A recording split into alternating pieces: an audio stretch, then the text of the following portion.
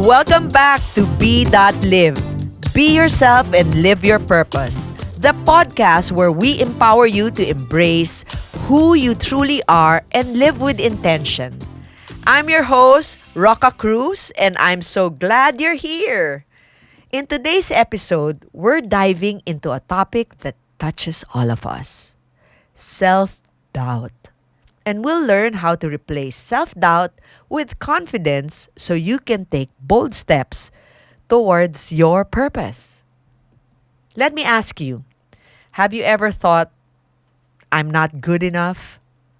Or maybe hesitated to try something new because you feared failure? If that's you, know this: you're not alone. Even the most successful people have these thoughts. The difference is they don't let doubt define them, and neither will you.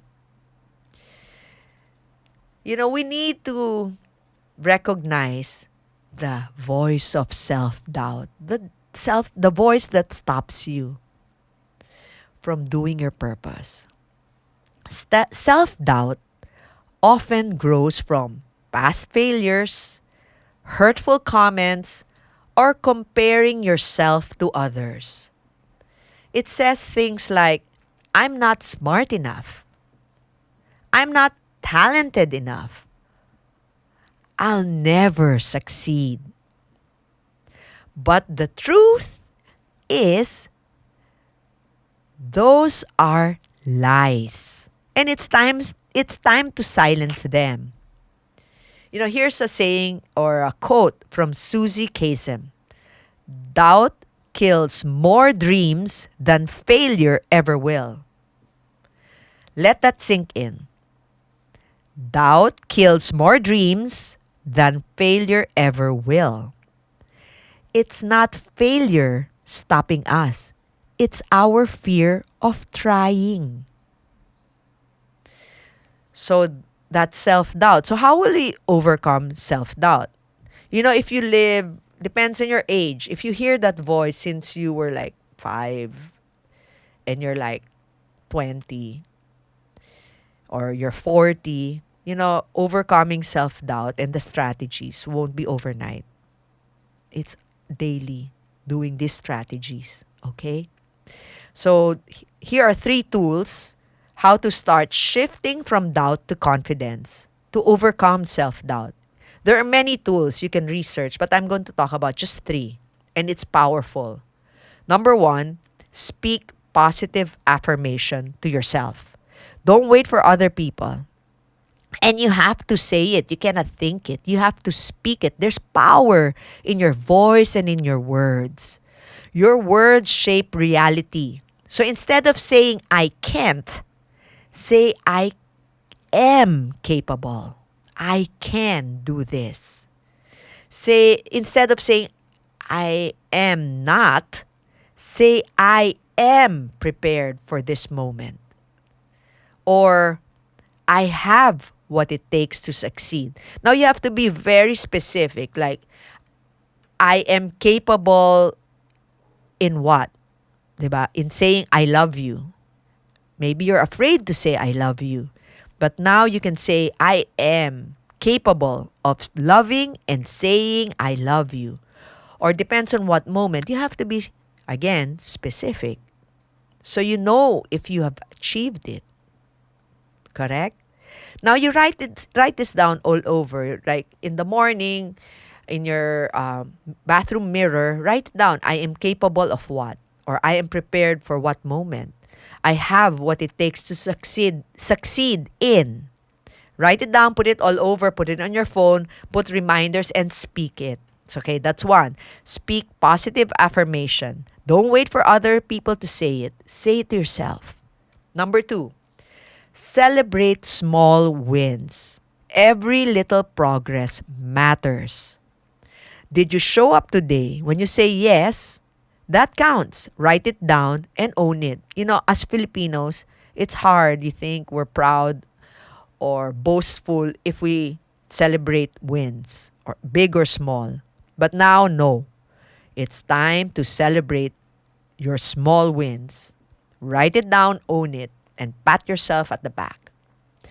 Number 3, focus on your purpose. Okay, we said it in the last episode. Your purpose is right now what you're doing.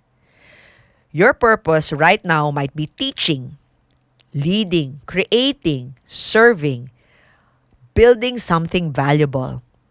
It's what you're doing with the skill, resources, and time you have today. Correct. That's your purpose. But the bigger picture is why you're doing it and what kind of impact you want to have it want it to have beyond the moment. Again, focus, you're doing your purpose, but ask yourself why. What kind of life do I want to look back on? Without regrets. It's like saying you've never said I love you to your child and then now you regret it on your deathbed. Something like that. What legacy do I want to leave behind? What whose lives am I hoping to touch, change, or inspire? Those are the questions that you need to ask yourself. To remove the self-doubt, there's a bigger picture why you're doing things. How does this work connect to the person I want to become? Here's an example.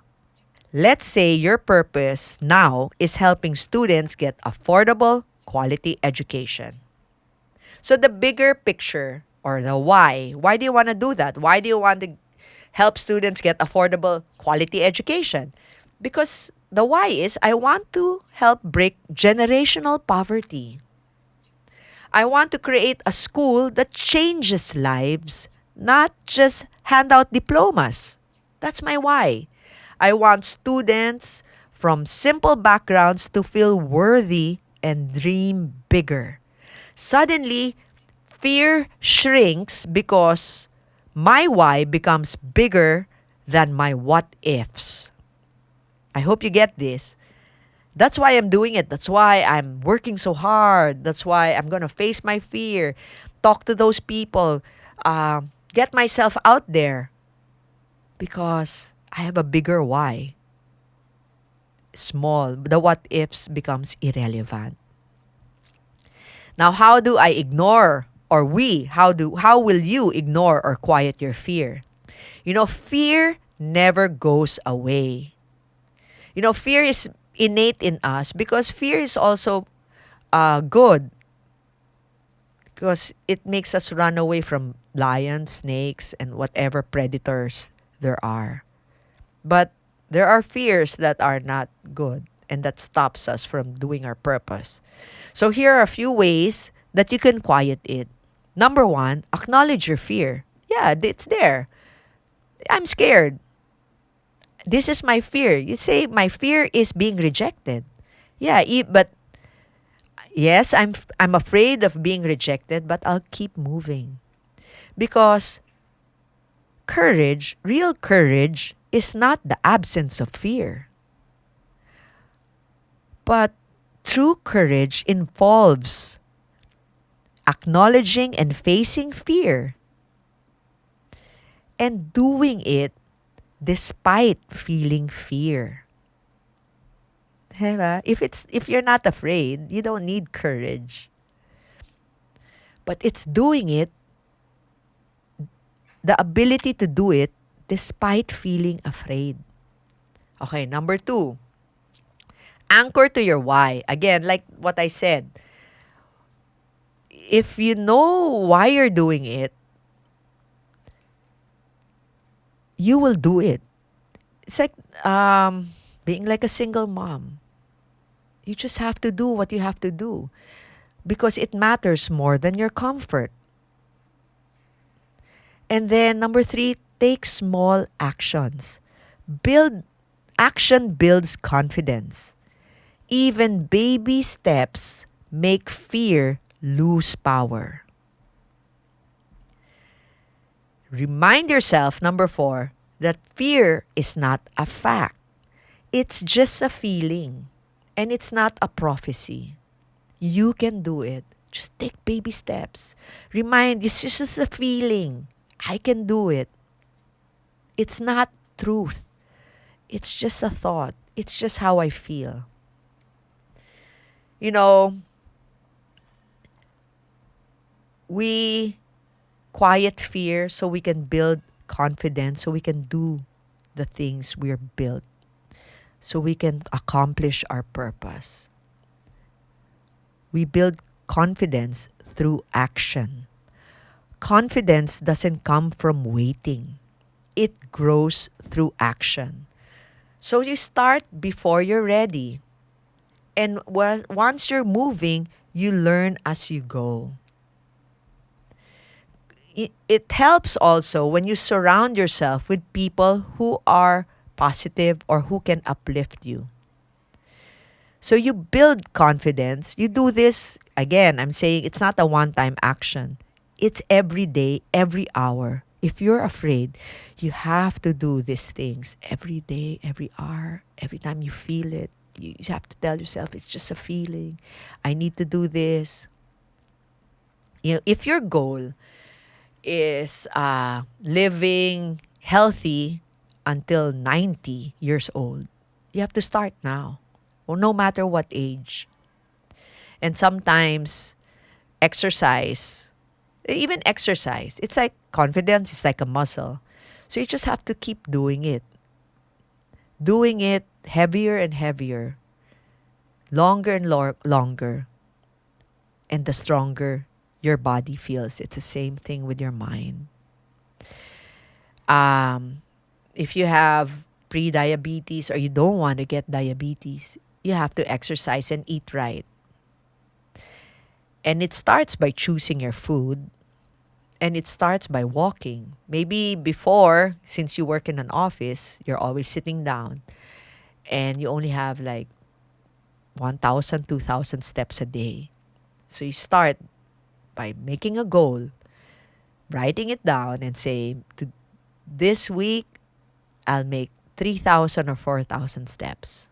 And then as you grow, 4,000 is easy. After eating lunch, you can walk, you can exercise.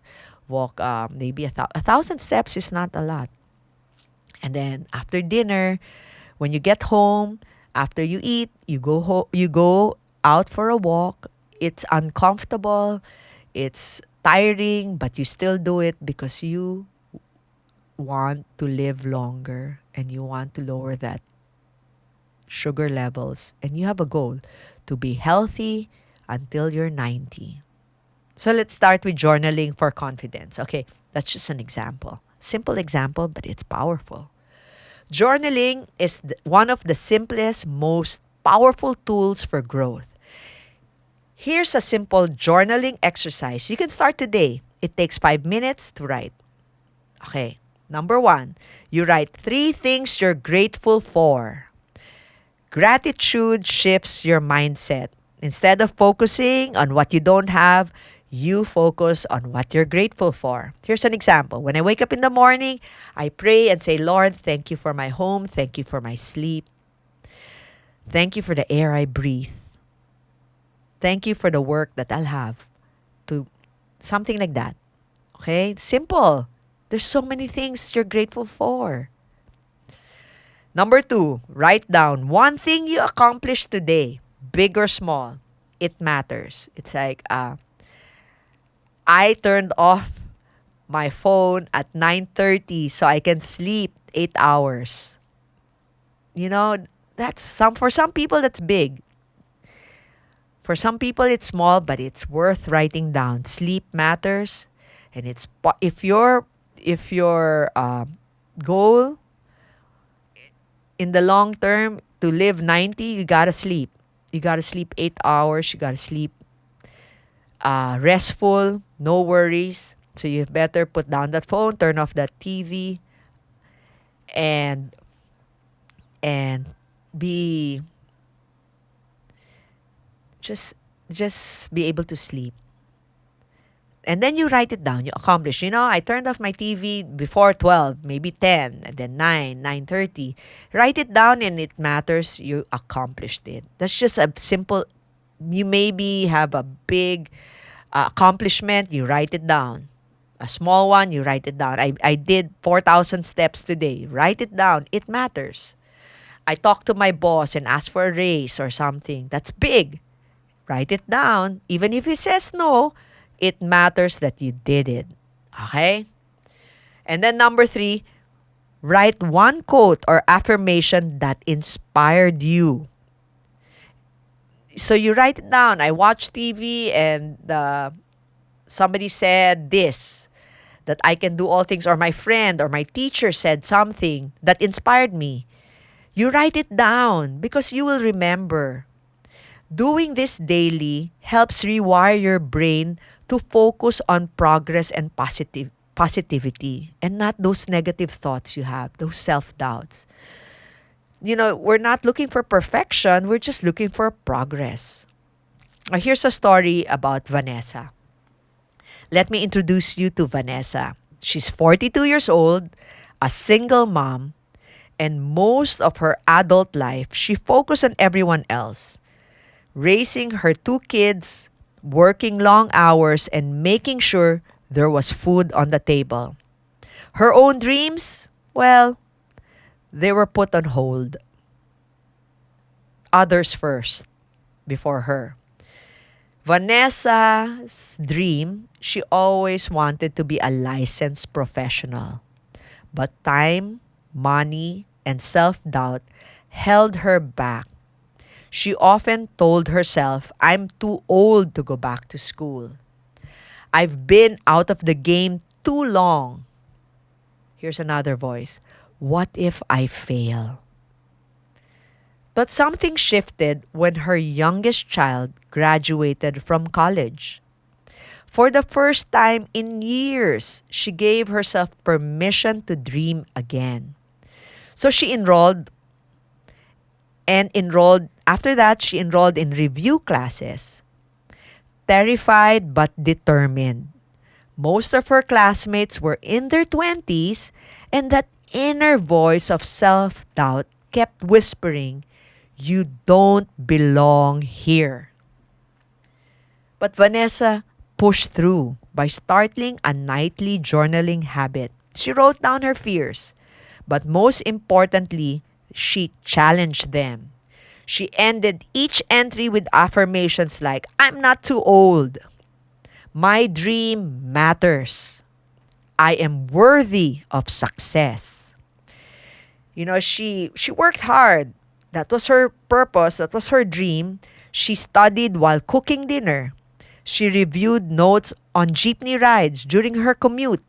She sacrificed sleep and comfort. And you know what the results are? Or what happened? Vanessa passed the board exam. She didn't just pass a board exam. She proved to herself that it's never too late to start again.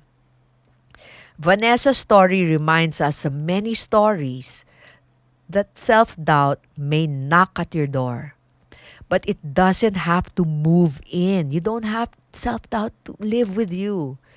When you take small intentional steps, even at 40, 50 or beyond, you're building a future your younger self once dreamed of. So let me leave you with this. Your purpose is too powerful to be silenced by fear. Believe in yourself, take the step, and keep moving forward even if it's messy. Okay, let's end with the breathing exercise again. Inhale deeply and exhale. Inhale, think of what's one area in your life where you've let self-doubt win. And then exhale, write it down. Inhale, and what can you do using the steps, using the tools I just talked about? I'd love to hear your story. You can email me at beyourselfandliveyourpurpose@gmail.com so I can hear it and let's grow together.